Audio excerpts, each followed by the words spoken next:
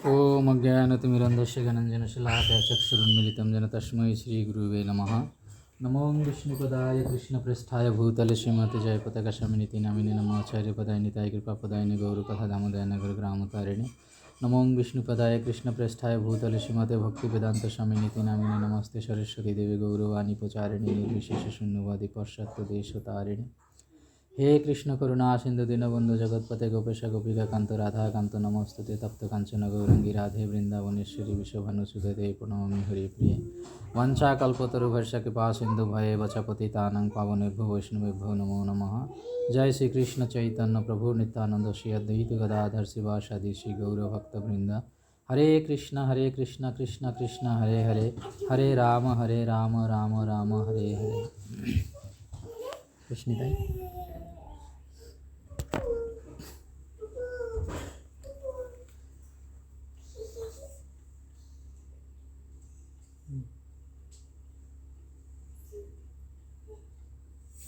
तो आज के जो भजन है इसमें चैतन्य महाप्रभु के भाव के बारे में बताए हैं कि उनका किस तरह के भाव है।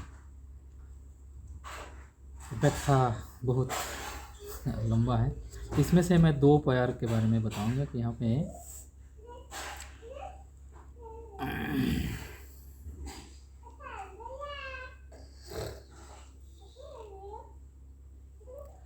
राधा भाव अंगी करी राधार बरण धरी राधा बिने आन नाही भाई।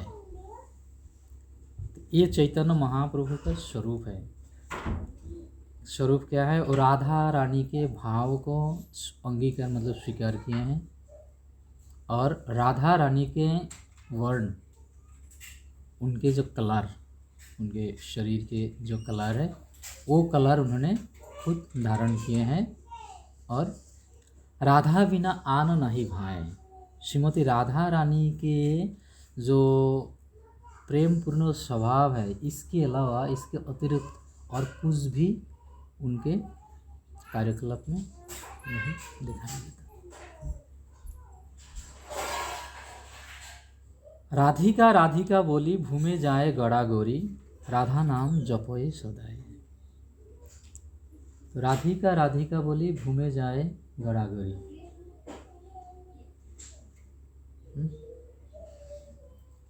और साथ में क्या है? राधा रानी के बारे में कीर्तन करते हैं। तो चैतन्य महाप्रभु के इस भाव को हमें जानना है। हरे कृष्णा, हरि बोल।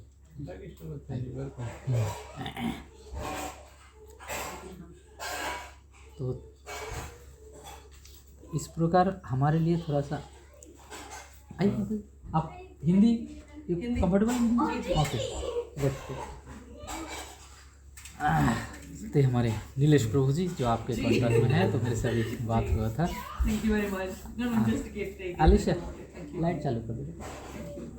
हरे कृष्णा, आइए आइए, भक्तों के इंतजार ही हो रहे बस।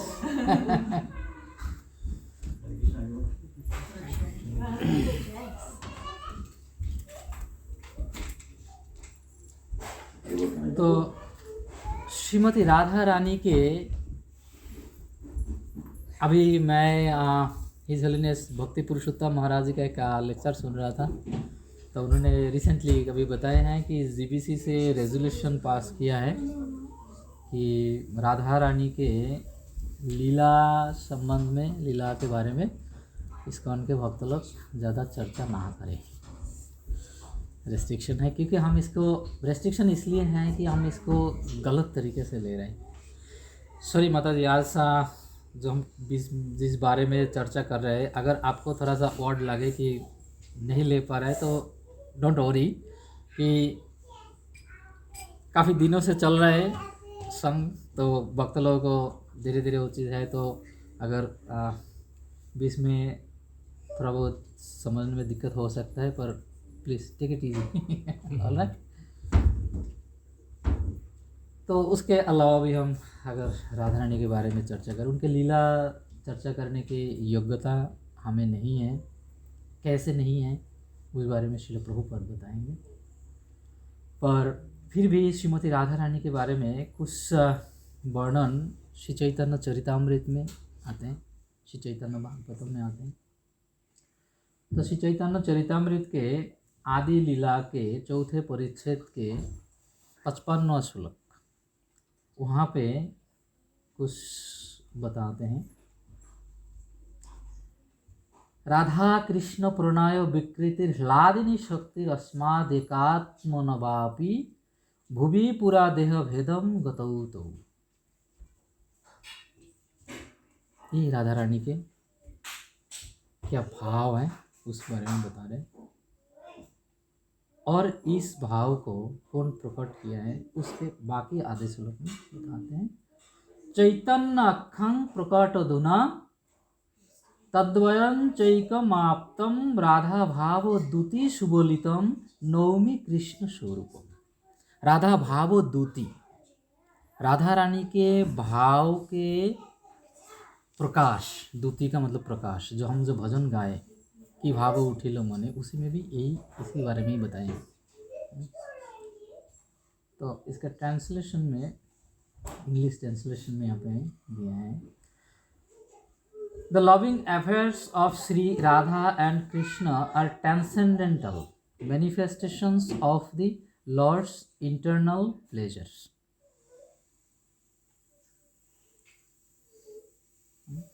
Internal pleasure giving potency, Radha Rani के बारे में बताएं। Although Radha and Krishna are one in their identity, they separated themselves eternally. ये चीज हमें समझना है कि राधा और कृष्ण ये दो नहीं हैं, एक वस्तु, एक व्यक्ति है। राधाष्टमी के क्लास में माता जी को अच्छा से व्याख्या किए थे कि किस तरह से कृष्ण के बाएं अंग से राधा रानी को प्रकट किया। क्यों? इसलिए इटर्नल प्लेजर गिविंग पोटेंसी, ये आंतरिक रूप से उनको आनंद प्रदान करने के लिए, क्योंकि कृष्ण जो हैं चिदानंद स्वरूप, कृष्ण है चिदानंद स्वरूप, चिन्मय। तो चिन्मय वस्तु के लिए जो अचिन्मय, वहां पे उनके लिए, उनके आनंद प्रदान के लिए कुछ नहीं रहता। भौतिक विषय केवल भौतिक जीवों के लिए है, और चिन्मय विषय चिन्मय विशेष के लिए है। तो इसलिए सबसे पहले ये सब चीज़ को समझने के लिए भगवान की शक्ति के बारे में हमें समझना है सबसे पहले। तो भगवान के शक्ति के बारे में हम कैसे जान सकते हैं? भगवान की कितनी शक्ति है? अनंत कृष्ण शक्ति, कृष्ण की जो शक्ति है वो अनंत है, पर इसमें 3 शक्ति प्रधान है। क्या क्या है?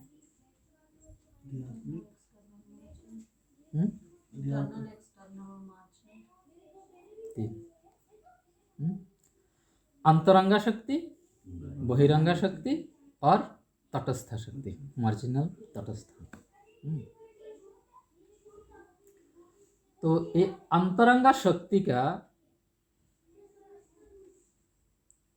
ये तो हमें ये 3 पता है अंतरंगा, लेकिन यहाँ पे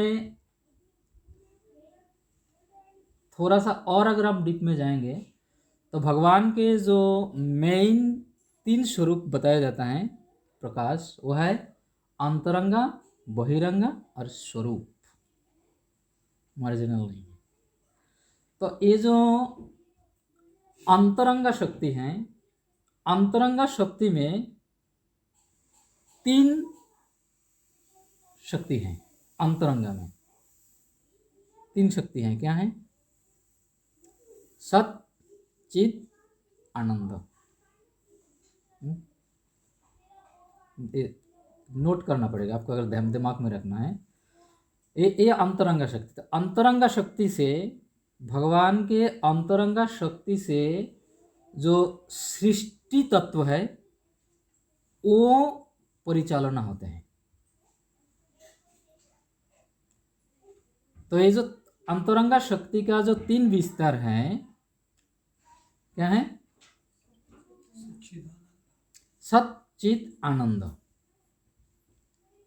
और जो उनका बहिरंगा शक्ति है, बहिरंगा शक्ति का 3 विकार है। क्या है? तेजस, तामस, वैकारिक। ये बहिरंगा शक्ति का 3 प्रकाश है। और तीसरा क्या है? स्वरूप शक्ति। स्वरूप शक्ति का 3 प्रकाश है, संवित, संदिनी, क्लादिनी। क्लियर? थोड़ा सा दिमाग में रखना थोड़ा मुश्किल है। तो स्वरूप शक्ति का, स्वरूप का मतलब क्या है? स्वरूप को हम कैसे समझ सकते हैं? स्वरूप का मतलब अगर इंग्लिश में हम बोलते हैं नेचर, स्वयं का फॉर्म, स्वयं फॉर्म। स्वरूप का है कि प्रभुपाद इंग्लिश में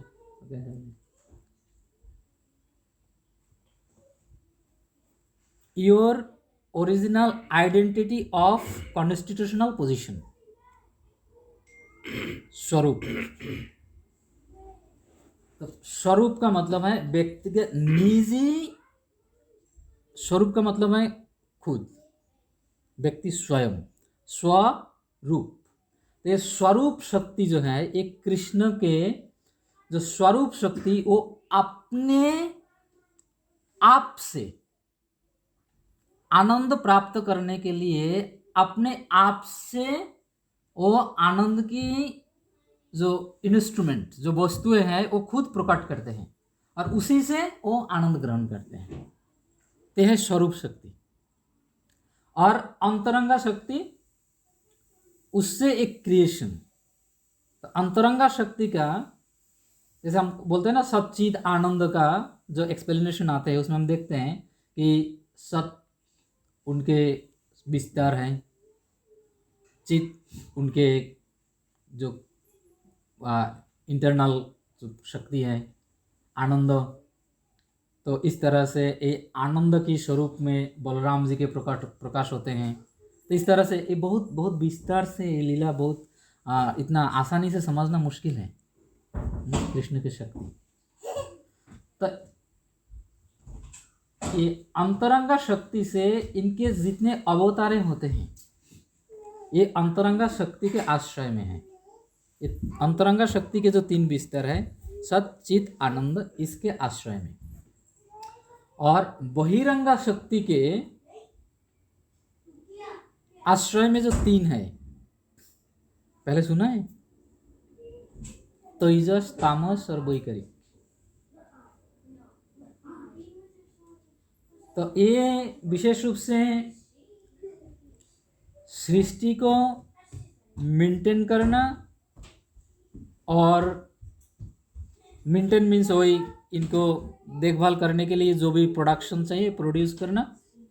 ठीक है। वैकारिक, विकृत रूप,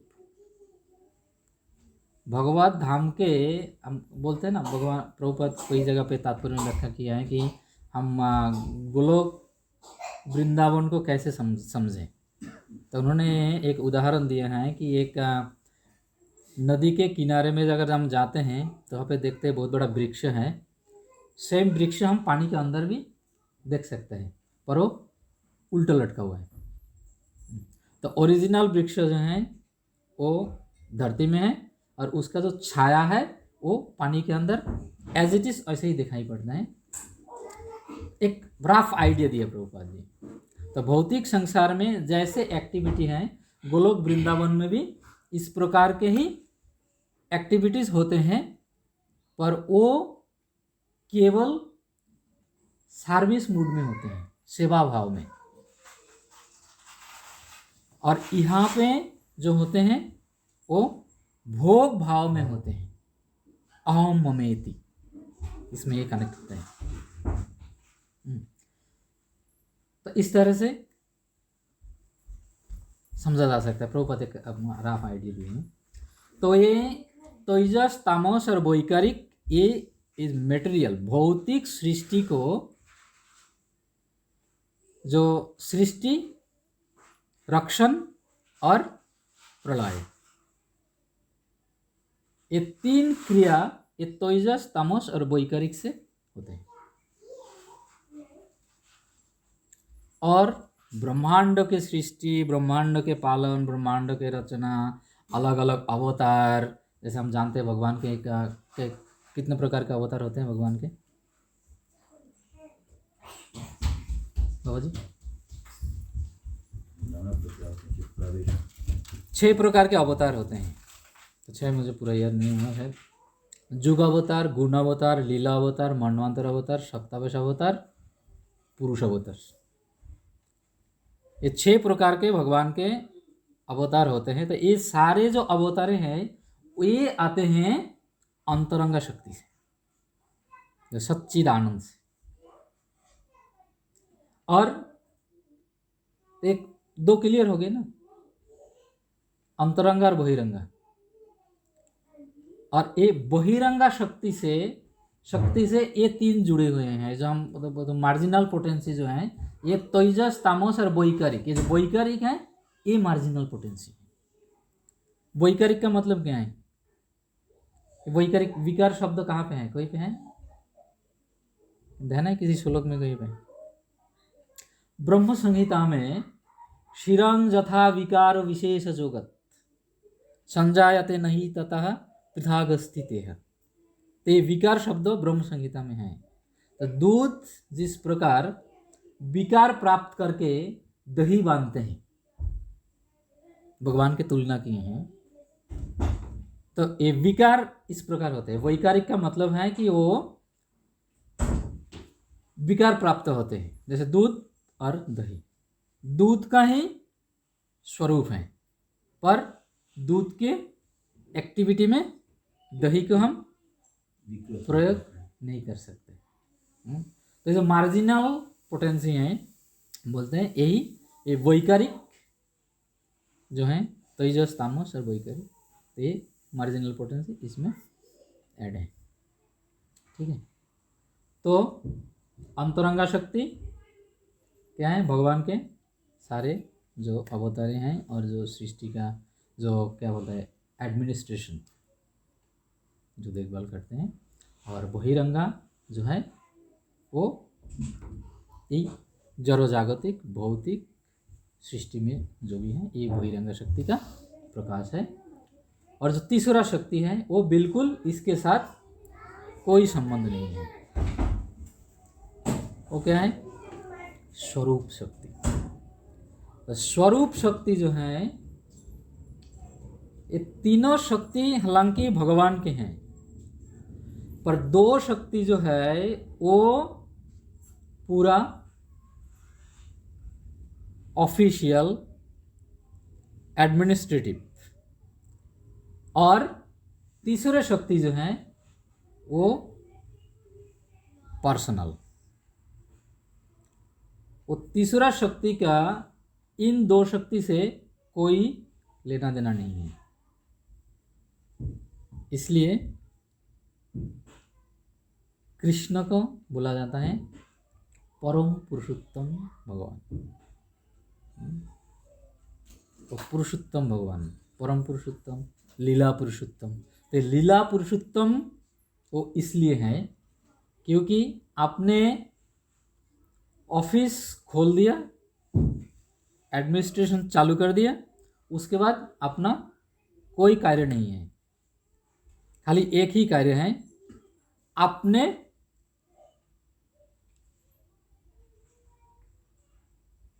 अपने स्वरूप से ही खुद आनंद में विलास करते हैं, निवास करते हैं।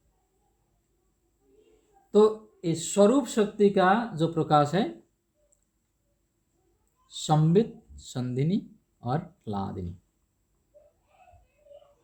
तो इसका बहुत विस्तार से बहुत व्याख्या है संबित, संधिनी और ह्लादिनी का। तो इसमें से जो ह्लादिनी है,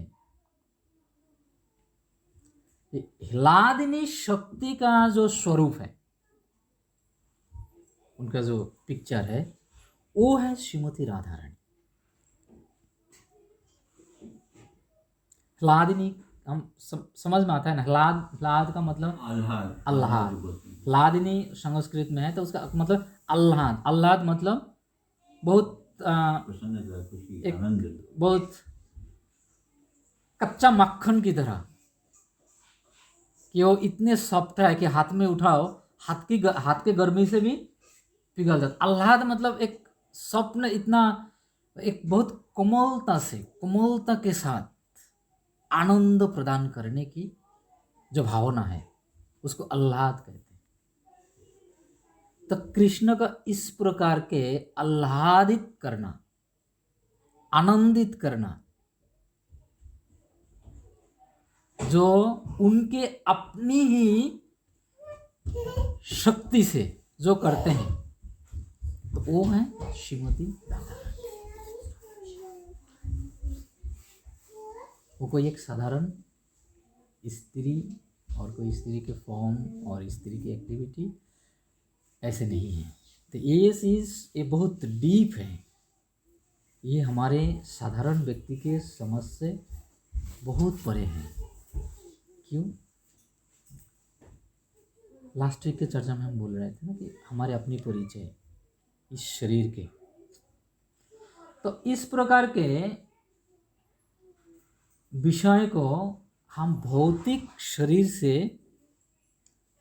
अप्राकृत वस्तु न है प्राकृत गोचर, चैतन्य चरितमृत बताते हैं। क्योंकि ये जो राधा कृष्ण तत्व जो है ये अप्राकृत है। अप्राकृतों में भी अप्राकृत समझ आ रहा है ना? अप्राकृत क्या है? चैतन्य महाप्रभु का फिलोसफी क्या है? वैष्णव संप्रदाय में 4 फिलोसफी हैं। वैष्णव संप्रदाय में 4 फिलोसफी है जो सविशेषवाद है, जो भगवान के स्वरूप को मानते हैं। इनमें 4 फिलोसफी हैं। द्वैत अद्वैत, द्वैत अद्वैत, शुद्ध अद्वैत और विशुद्ध अद्वैत, ये 4 फिलोसफी हैं।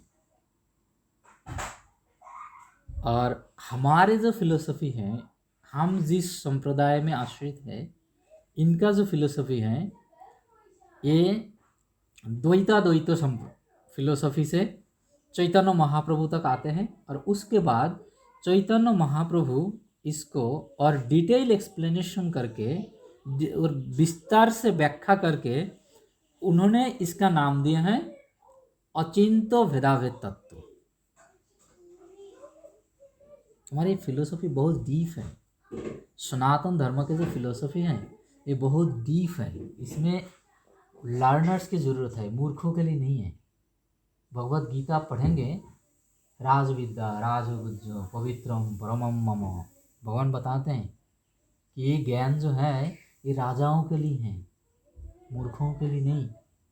जैसे सनातन धर्म इतना सहजता से आज हम इतना सहजता से क्यों ले रहे हैं? इस कारण से ले रहा है क्योंकि लर्नड स्कॉलर इसमें है ही नहीं। इतना डीप फिलोसफी समझने की शक्ति खो चुके हैं और इसमें इंटरेस्ट खो दिया, जिस वजह से आज सनातन धर्म का ये दशा है। लेकिन ये समझना इतना आसान नहीं है, इसलिए श्रील प्रभुपाद जी को सारे दुनिया आज रिस्पेक्ट देते हैं। आप अगर भगवत गीता के इंडेक्स को पढ़ोगे तो उससे पहले इंट्रोडक्शन, आप इंट्रोडक्शन को पढ़ोगे, इंट्रोडक्शन के बाद ग्लोरिफिकेशन आते हैं। कौन कौन व्यक्ति उसका ग्लोरीफाई किए हैं? तो सारे बड़े बड़े साइंटिस्ट ग्लोरीफाई किए प्रभुपाद के बुक को। क्यों? कि वो लर्नड स्कॉलर थे।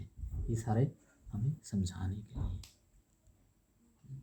इसलिए क्या है, राधा कृष्ण प्रेम के लिए अतिशय गूढ़ो, बुझिबे रसिक जन ना बुझिबे मूढ़ो।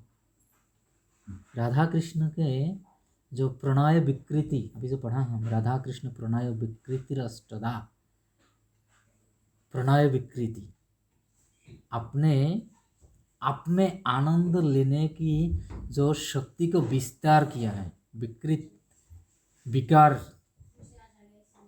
किया है, ये समझना इतना आसान नहीं है।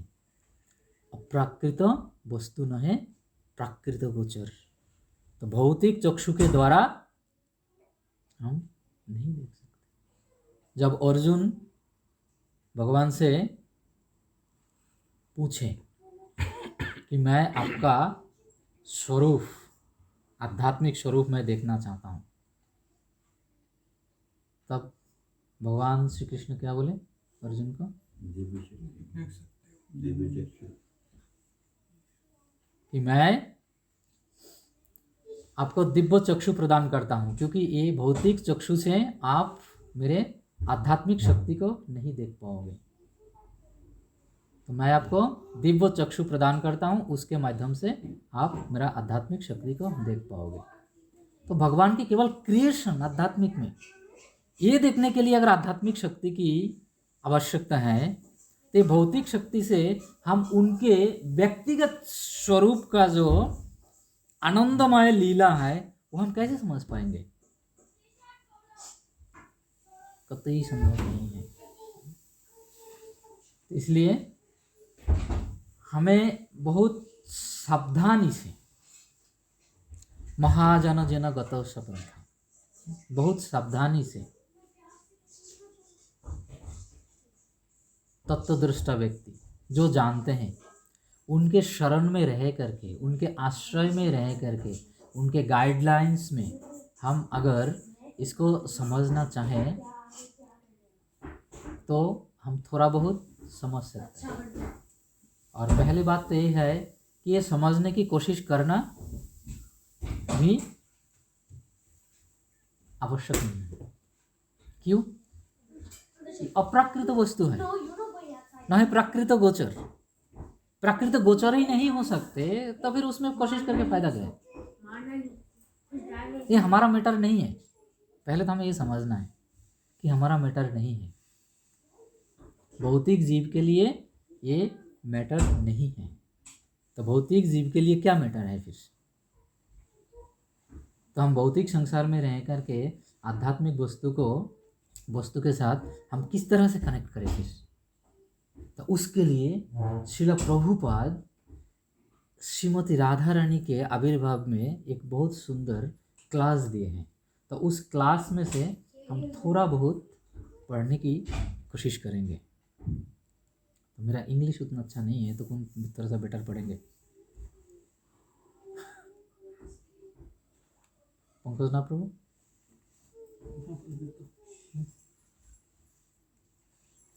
तो यहाँ से शुरू करिए। सो राधा रानी।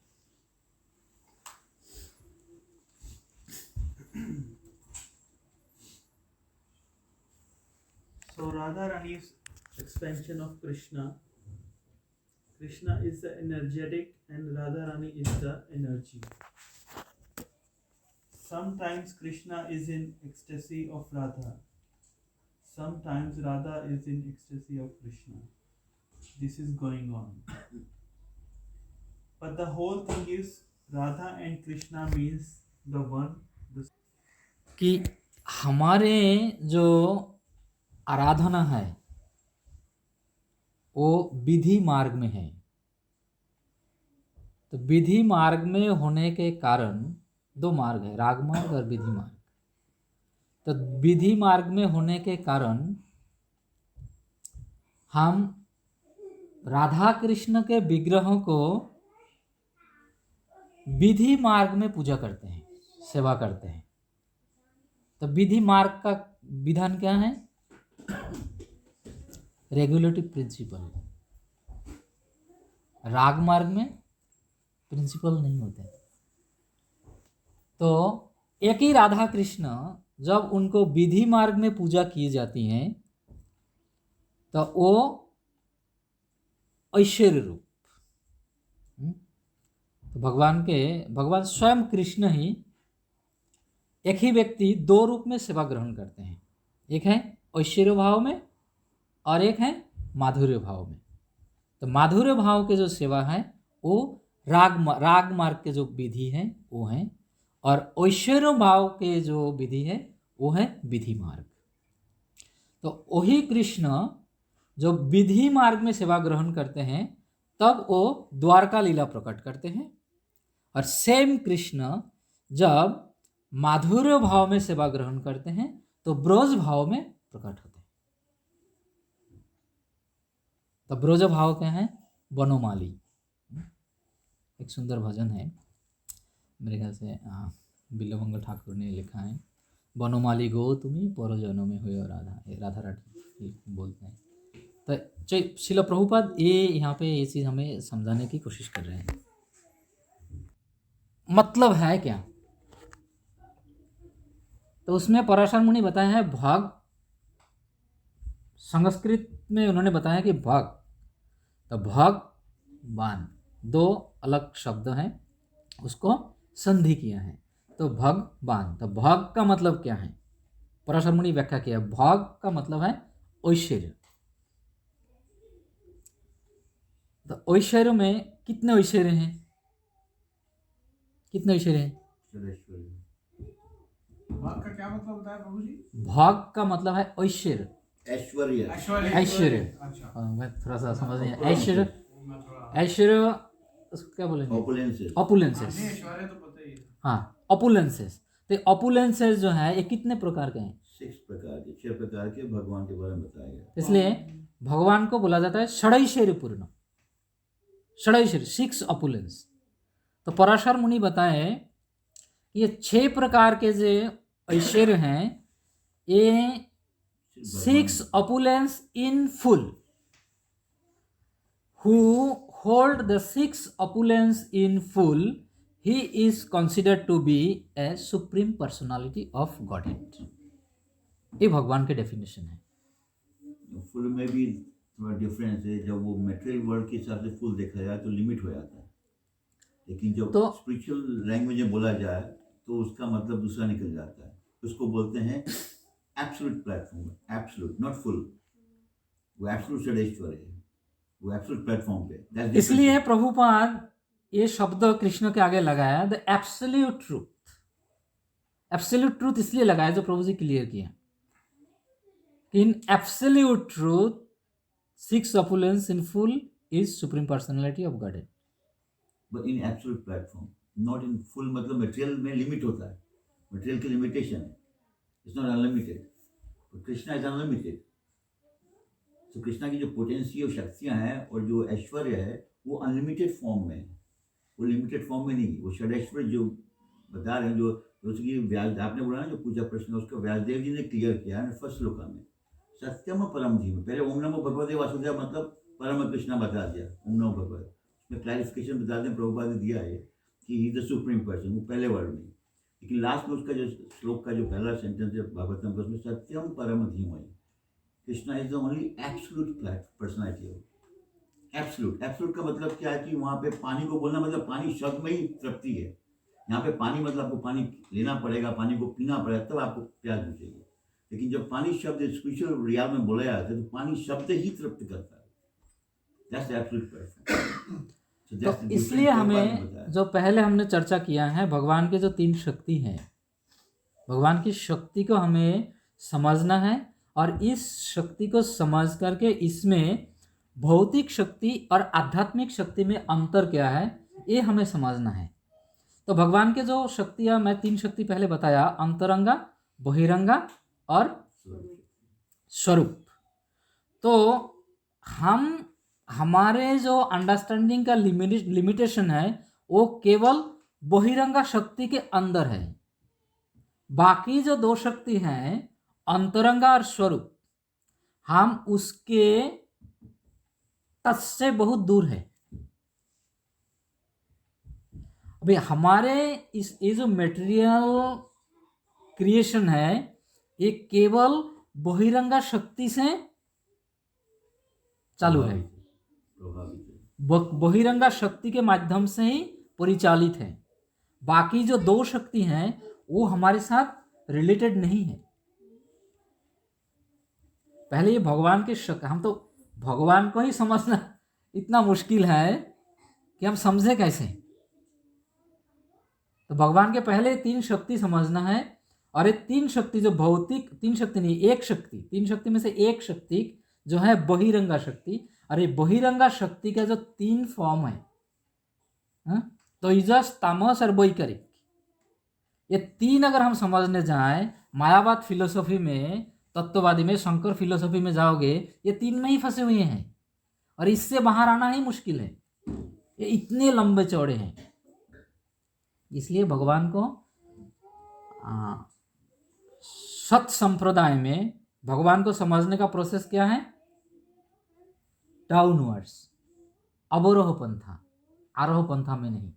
और जो मायावाद फिलोसॉफी है, ये लोग आरोह पंथा में नीचे से ऊपर समझने की कोशिश करते हैं।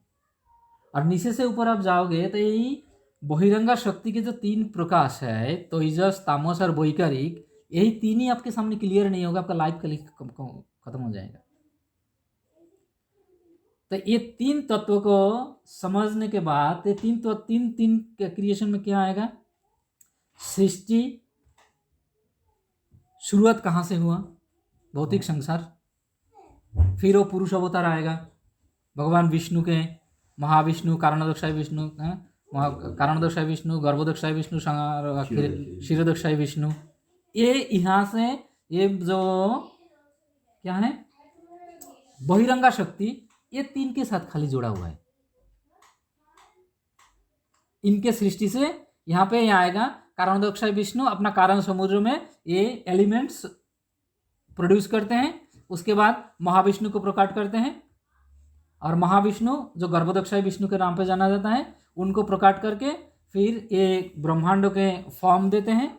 उसके बाद हर एक फॉर्म में उसको एनर्जी देते हैं, आत्मा के रूप में एनर्जी प्रदान करते हैं, और उसमें खुद जाके एनर्जी करते हैं। उसके बाद क्या करते हैं? इसको फॉर्म देते हैं, एनर्जी को, एलिमेंट्स को, इसको फॉर्म देते हैं, इंडिविजुअल फॉर्म देके फिर महाविष्णु अपने आप को क्षीरोदकशाही विष्णु के रूप में प्रकट करते हैं, और वही परमात्मा के रूप में हमारे इस जीव के अंदर, इंडिविजुअल जीव के अंदर प्रवेश करते हैं। तो ये जो बहिरंगा शक्ति का जो एक्सप्लेनेशन है, ये सारे एक्सप्लेनेशन ये तीन में, तेजस, तामस और वैकारिक में, ये सारे आते हैं। और हम सारे भौतिक संसार के सारे प्रकाश जो है ये इन्हीं के अंदर है। और इसके अलावा भगवान के जो है अंतरंगा और स्वरूप, जो सच्चित आनंद और ह्लादिनी, संबित, संदिनी और ह्लादिनी, ये इससे परे हैं। तभी हमें यहाँ पे समझना है कि हम कहाँ पे हैं, और ये जो बाकी सारे शक्तियाँ हैं भगवान की, ये कहाँ पे हैं। तो इसलिए प्रभुपाद अपने लेक्चर में ये इसलिए बताए हैं कि प्रभुपाद कृष्ण का जो ओरिजिनल, उनका जो स्वरूप, ओरिजिनल जो उनका परिचय, असली जो परिचय है, वो प्रभुपाद देने के लिए हमारे गौड़ीय संप्रदाय में ही चैतन्य महाप्रभु से पहले अगर हम जाएं, हम तो ब्रह्म माध्य गौरी संप्रदाय, माधवाचार्य के संप्रदाय से हैं, ब्रह्मा जी के संप्रदाय हैं। तो ब्रह्मा जी के वर्शिपेबल डिटी क्या है? लक्ष्मी नारायण है।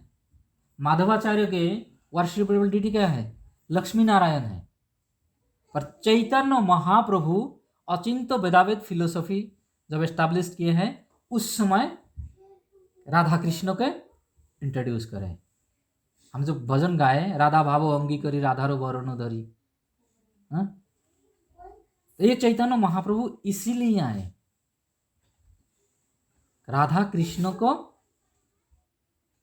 कृष्ण के बारे में परिचित कराने के लिए वो आए। इसलिए वो राधा कृष्ण को टॉप पोजीशन में रख के उन्हीं का ही विभिन्न विस्तारों के व्याख्या किए हैं। अभी लक्ष्मी नारायण और राधा कृष्ण से, लक्ष्मी नारायण और राधा कृष्ण अलग नहीं है। अभी हम कैसे समझें? राधा कृष्ण और लक्ष्मी नारायण अलग नहीं है, लेकिन हम ये जो नारायण, लक्ष्मी नारायण के बात कर रहे हैं, ये जो विष्णु है कारणोदकशायी, गर्भोदकशायी और शिरोदकशायी, तो विष्णु का फॉर्म और नारायण का फॉर्म एक ही है। भागवतम में एक चित्र है जहाँ पे आप देखोगे विष्णु का अलग अलग नाम है। क्यों?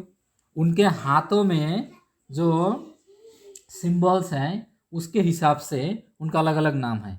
जो शंख चक्र गदा पद्म वो नारायण है, जो शंख चक्र गदा पद्म वो शंकर्षण है, जो गदा चक्र शंख पद्म वो प्रद्युम्न है, जो शंख गदा चक्र पद्म, अलग अलग आ रहा है ना, सीक्वेंस एक नहीं है।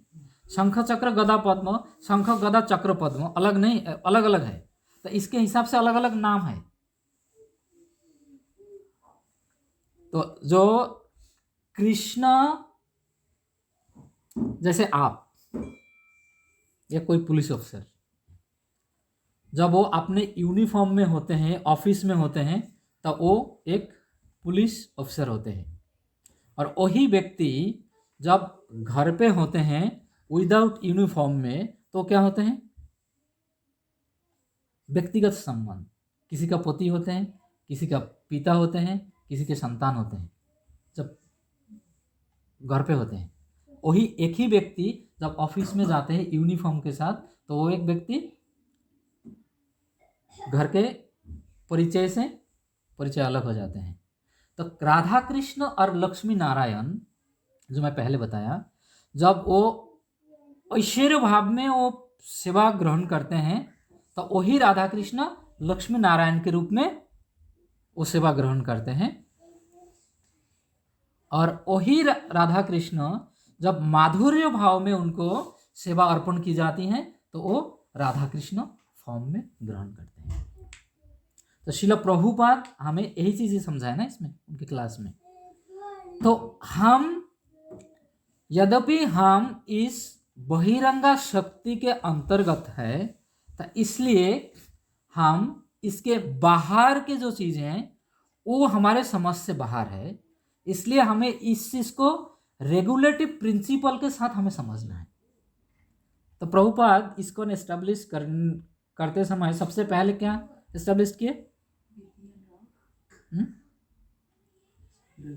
रेगुलेटिव प्रिंसिपल, नियम का पालन करो।